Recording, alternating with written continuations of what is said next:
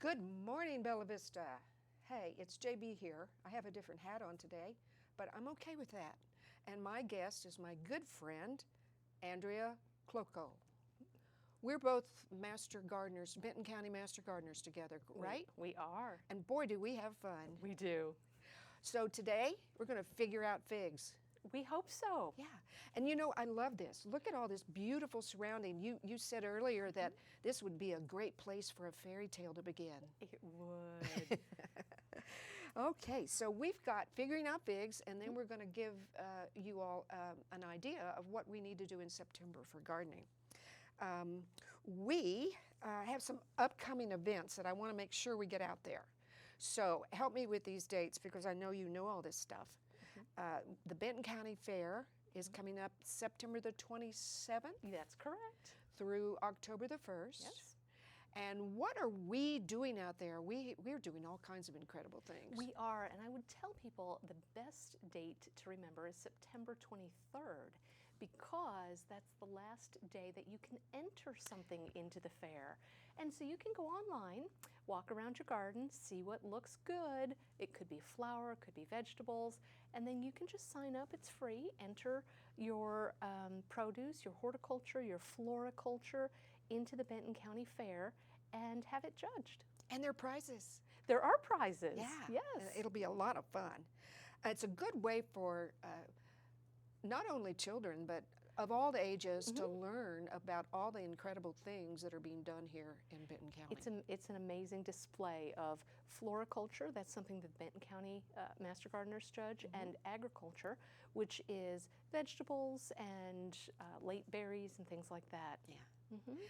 So we don't have any figs in there this year, do we? I might submit some. I think you should.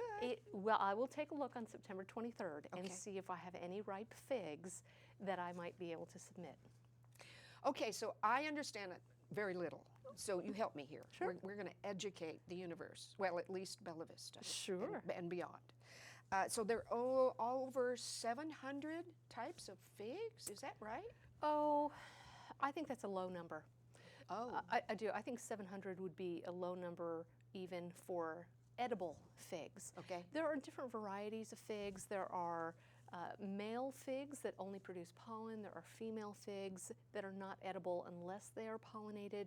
And then there are common figs, of which there are over certainly 700 known varieties. Gotcha. And then we have a lot of unknown varieties, because if you plant a fig in your yard and you enjoy it very much, but then you move, then the next people who move into your house have a wonderful fig in their front yard and they don't know what kind it is. So fig names are lost over time and people eventually rename them to something like we'll call this one the JB Portillo unknown fig. And Fun fig. we could call it the fun fig. Okay. Yeah, and so it's really unknown how many different varieties there are, but there are a lot. So but I believe there are 4 fig types. There are the male fig, the Capra fig, the female fig, the Smyrna fig, and then you have the common fig, and I'm missing one. San Pedro. Oh, the San Pedro. That sounds fun. It's an interesting combination of the first fig it produces in the spring is on old wood and it is edible. And then the main crop of a San Pedro fig is not, it's produced on new growth and it's not edible unless it is pollinated. Gotcha. We don't have a pollinator in Arkansas. Oh, we don't? We don't. The fig wasp is not present here. It's not present in the country except in Southern California. And so we're limited to common figs or an early crop of San Pedro. But you know what? We have a lot of California people moving here. Maybe we could just say, hey, when you move here, No, I'm just kidding. We've thought about that, but it does present its own challenges. Absolutely. So really quickly here, I have 2 in my yard. Lucky you. I know, and I'm so excited because one of them is just producing like crazy, and then I have one that looks gorgeous. But somebody gave it to me, so maybe it's one of those that has no way to be pollinated. It could be. It could also be a late variety. So even among the common figs, there are some varieties that take longer to ripen their fruit. Okay. And we have a short season relative to sort of their ancestral roots in the Mediterranean. And so some types of common figs will never ripen a fig here because our season just isn't long enough. They're cut off by the first frost. Well, this one just looks pretty. It doesn't even have any babies. Yeah, so, it's a great foliage plant. It is. It's really gorgeous. Okay, so let's talk about local figs. What do we want to plant? What do we want to do to produce our own figs? Well, locally here, most of the figs that are sold either in the nursery trade or at local plant sales like the Master Gardener plant sale in May, those are common figs. And you can ask whoever's selling it, will this produce fruit for me to eat here? And they should know the answer. If they don't, perhaps keep shopping. And there are multiple varieties that will grow here and will produce fruit here. And the Chicago Hardy is a universal fig. It's the workhorse. I call it the Ford Taurus of the fig world. It will crank out figs, and they are delicious. Ronde de Bordeaux is another one that's very cold hardy, so you can plant it in the ground, dies back to the roots in the winter, comes back and produces fruit. The Improved Celeste, that's an LSU variety. Oh. And you'll be tasting one of those today. Okay. It also produces, you can find that in the nursery trade easily. And then we have found several local figs just growing in people's yards that we have given names to. And anytime we name a fig, because the original name has been lost, we tack on the moniker unknown. Gotcha. So we have some figs on A Street, Southwest A Street in Bentonville, that we call the A Street figs, unknown. A Street strawberry, unknown. We have a Master Gardener who brought a fig with her from her next door neighbors in Pittsburgh, Pennsylvania. Oh. It's called the Strata Italian, unknown, because her neighbors were Italian. And family legend had it that the grandfather had brought it over from Italy when he emigrated. Dorothy's English Brown Turkey. She's a woman who lives in Prairie Grove, and she has grown this English Brown Turkey, and so we've named it Dorothy's English Brown Turkey Unknown. And so there are several figs that will be available for sale at the Benton County Master Gardener plant sale. Yes. And also, I look at nurseries, and anytime they have a fig, I just check it. There are many good ones on the market. Gotcha. Okay. So let's talk a little bit about location. You mentioned earlier that, they could be in a container, you put them in the ground. Let's talk about both of those. Okay. Figs originate sort of in Middle East, Central Asia. They've traced the roots back, I think Turkmenistan, if you want to look that up on a map. But the summary is they need full sun. They need full sun, and they need full sun. Okay. So And what about full sun? Full sun, yes. In Arkansas, full sun. Okay. We have the heat, we have the sun, we just don't have the length of the summer, and at this moment I'm thankful for that. But they also need consistent water supply when they're young. And so the first several years you put them in the ground, you do need to make sure that you water them in the heat and the drought. So we just had 5 weeks of drought this summer, drought-like conditions. I was watering my figs every day, about 1 gallon a day, and they were in ground. Oh. But if you don't have a sunny, this is Bella Vista, if you don't have a sunny spot, you can put them in a container. And they do very well in containers. You can bring it into the garage in the winter after the leaves have dropped. And I just give it 1 cup of water once a month throughout the winter when it's dormant, and then bring it back out. And so you can see around the set here, there are several figs in pots that are doing very well producing figs. This one in particular, right here, you can see it's in a 1 gallon pot. It has 3 leaves, and it has 3 figs. And so even very young and small figs, fig plants, can produce for you. Now, if they're in a pot, you will want to make sure you fertilize them. And if they're in the ground, they don't necessarily need a tremendous amount of fertilizer, but some compost in the spring will help ensure a good crop. So that's what you mean by fertilize.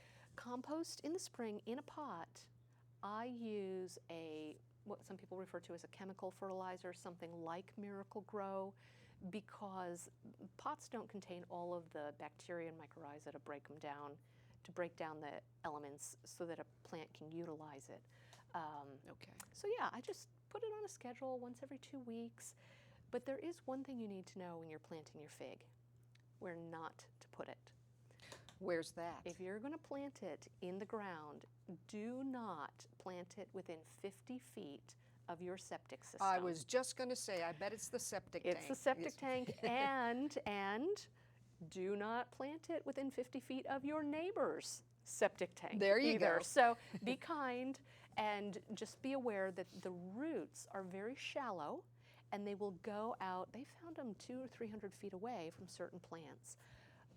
Around here, there's enough water in the ground that they won't, hopefully, run that far. But be aware. Okay, well, that is really important to know. How do you keep in the ground? Yeah. And maybe you're going to get there, and maybe I'm jumping ahead. Jump ahead. How do you? Okay, they're going to drop their leaves. Period. Yes. Any of them. And then they grow back up again. They do. And how do you keep them to assure that they don't freeze if we had a really hard winter? Depends on how much time and money and effort you want to put into it. Gotcha. Okay, so if you do a cursory, search online, you will find people who build what I would call a dog house, but it's a fig house, an insulated house around the fig in their yard in October, and they take it off in April.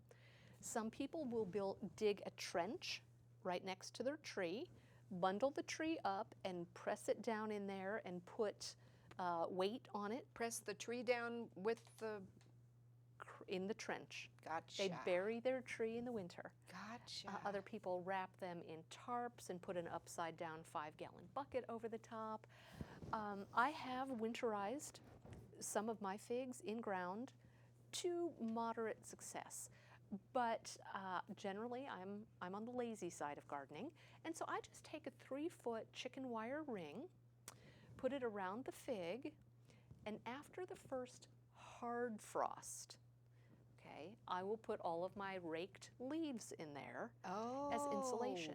Now you have to wait until the hard frost. Yes. Because you don't want to make a nice home for all of the field mice. And they will chew on your tree all winter. It will keep them well fed and warm. But not your fig. Right, but yes. And so after the hard frost, they have already found somewhere to live, and that's when I do that. It has preserved some of the fig growth, but the reality is some varieties are more tolerant to cold conditions, and if you do no protection, they will continue growing from their last year's wood. Well, and I just kind of heavily mulch mine. Yes. Because, that's important. It is. Yeah, good food. It'll Yeah. break down for compost. Speaking of food, you said I could taste Are you ready? something. I'm ready. Okay. So I have brought some figs for you to taste. Okay. And these are from the fig study, which we can talk about in a minute.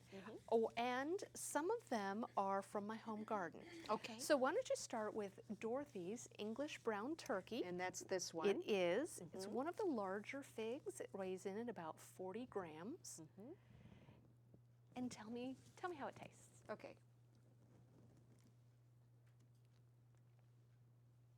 Oh, wow. It's not a fig Newton. True.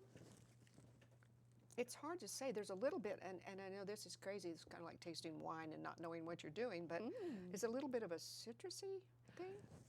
Could be. You think? Well, I'm not eating that one, so Well, but maybe. meaning, would that be something to describe it? Let me Yeah. try again. Yeah. Whatever it is, it's good. It's really tasty. Do you have any seed crunch in that one? Yes, Oh, so there's a little bit of crunch to add texture. that's exactly right. Yeah. Yeah. How sweet would you say that is? Medium. I Okay. I don't know. A little bit. Maybe it's a honey sweet. I don't know. It's not sweet. It's good. Is good a good word? Good is a good word. Okay, good. In fact, we have one coming up whose name is good in Ukrainian. So the next one that I'll have you try is an LSU developed fig. It's called LSU Scots Black. This one is beautiful. It is a beautiful fig. Oh, look how red that is. Yeah. That's gorgeous. I like the way it looks too. Oh, get busy. Well, and we eat with our eyes first, don't we? Very fruity, very sweet. Very sweet. Sweeter than the brown turkey. It's good. Yeah. I think, well, I've only tried 2, but I think this is my favorite. Well, hold judgment. There Okay. are 4 more. Oh yeah, this is nice, and it's not as there's texture, but not as textury as that one. Interesting. Right? Yeah. Yeah. Okay. Okay. I'll have to remember that. That's an LSU. LSU Scots Black, wonderful variety. And then the next one in the lineup is Florea, and this is an extremely cold hardy fig. And so we have high hopes Okay. for this one. Well, this one looks different. There's a tree of life in there. Did you see that? Figs are, go ahead and taste it and I'll explain. Figs are, this is not a technical explanation, but a general explanation. They're an inside-out flower. So what you're looking at and eating are the petals. They're a swollen stem. And so those are the petals of the flower and some seeds, which are not viable because they have not been pollinated. This one, I know it's not exactly, but this one does taste more like a Fig Newton because you got that little crunchy seed thing going on in there. It's not as sweet, Okay. but I really like it. This would be good wrapped with prosciutto or if you can tolerate, you can just roast these things in the oven. You can roast them, pour a little honey on it, and have a great dessert. They are. Okay, and the next one is called dobra, which means good in Ukrainian. Really? Really, and these they're dobra unknown, and we found these when we were looking to start our fig study from someone who's been growing them in Fayetteville for 20 years, and her family heritage is from the Ukraine, and so we asked her, well, what do you call this one? And she just said, well, dobra, because it's good. It's very, it's not super sweet, but it's sweet. And I don't know, they all are just special, aren't they? They really are. They're so individual in their flavors. Yes. Yeah. Okay. All right. And then the next one is another LSU variety called LSU Improved Celeste. And so Celeste was the standard, Celeste and brown turkey were the standard figs in the South. And I had to pick this one maybe a day early, so I don't expect it to be quite as sweet as a normal improved Celeste would be. But the picture's gorgeous. It is, yeah. You can see the inverted flower. You can. In that one. You really can. I wish the camera could actually catch that. Do you think you might? Can you get close enough to see that picture? Because it's really cool. Use your imagination. It's a tree in there. I'm telling you, it looks like a tree or a flower. Anyway, thank you. Okay.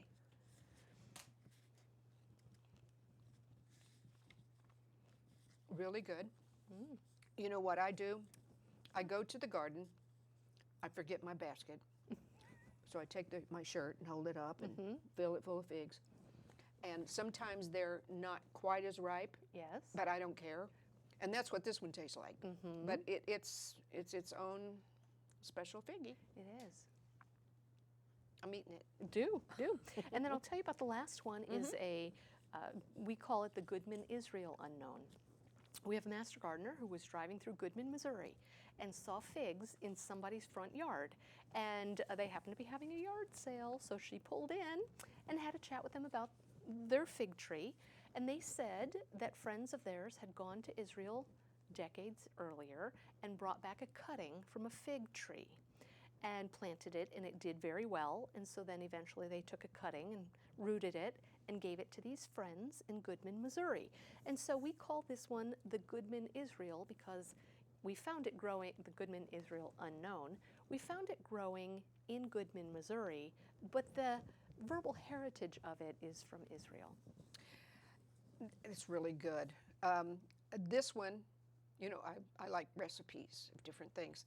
Yeah. And I think if you would maybe wrap this one in a little bit of dough, and if you can't do that, you can do special dough, and put some feta on it, because it's not super sweet, but with those three flavors together, oh my goodness. Yeah, and they're good for you too. They really are. I know. And you know, it's really funny that you said that this person stopped in the yard. You know, master gardeners find each other, don't they?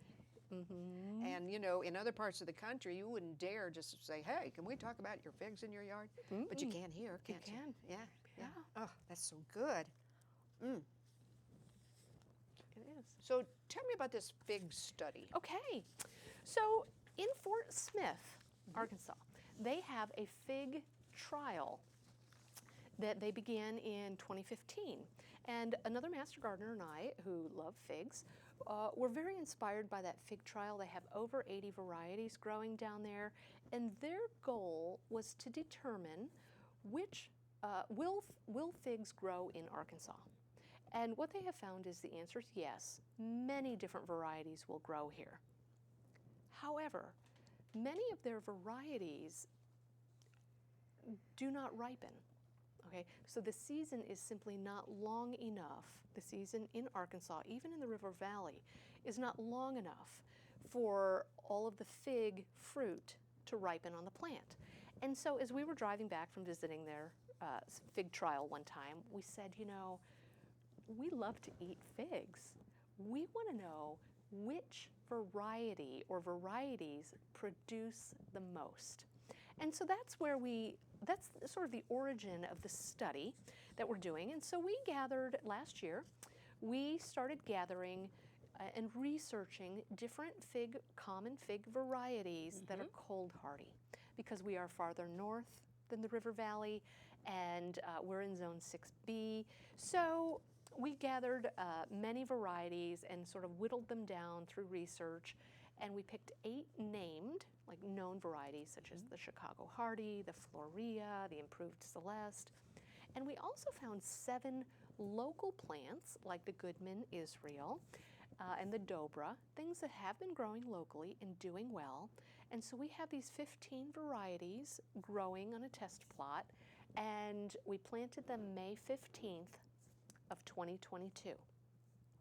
And on September 4th, we harvested our first 4 figs. Wow.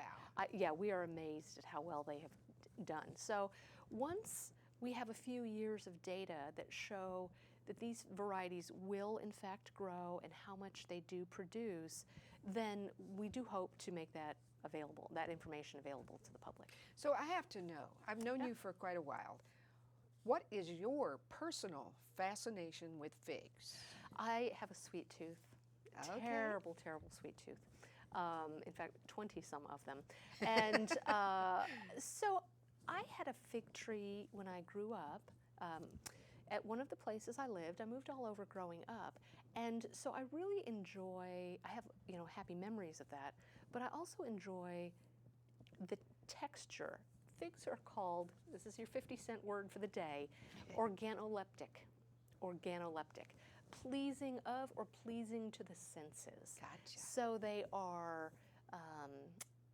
you know, they have a happy mouth feel, you might say. They're soft, they're pleasing to the eye, they come in a range of colors, and most importantly to me, they're very sweet. Gotcha. Well, you taught me what, let's call it a hack. Yes. Okay, at the end of the season, when you still got all these beautiful little green figs, Yes. and it's cold, Uh-huh. what do you do? Okay. So you know a fig is ripe when it has the 4 S's. It is soft, saggy, swollen, and has some color change.